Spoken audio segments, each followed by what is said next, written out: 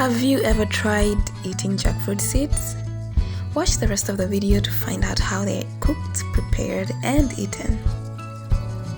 We start by preparing our jackfruit, and this is, slaughtering the jackfruit and removing the flesh and the seeds.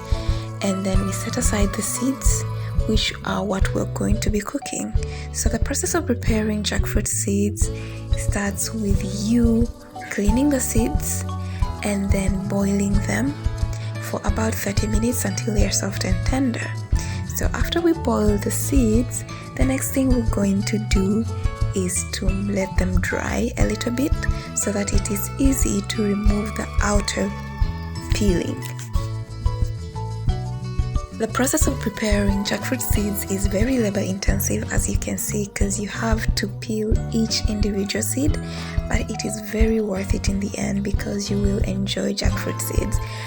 For those of you who have never tasted jackfruit seeds, they are similar in taste and texture to roasted potatoes. Yes, so you can use them as a substitute for roasted potatoes. To make this work easier for you, you can do this with a group of friends or while you're listening to a podcast or watching a movie. It took me about 2 days to finish peeling these seeds because I had to make sure each individual seed was peeled well.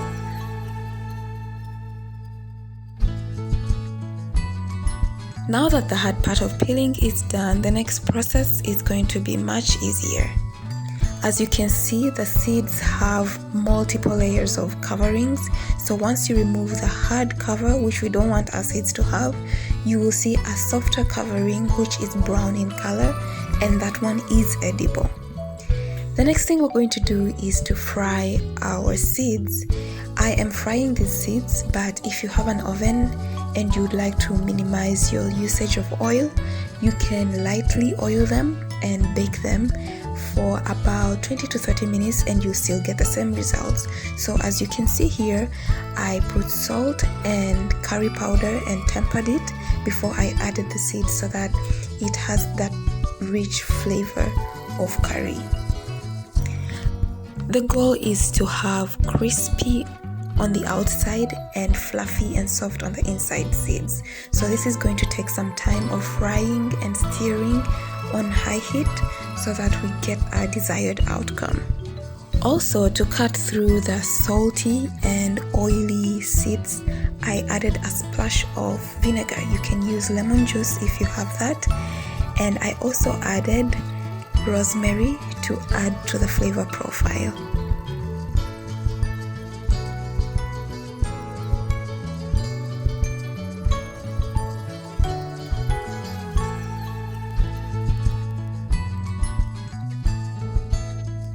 And that's it really, and you have your seeds ready to eat. You can eat them as snacks, you can add them to your stews. Sometimes I like to mix them with rice. You can do anything you want with them.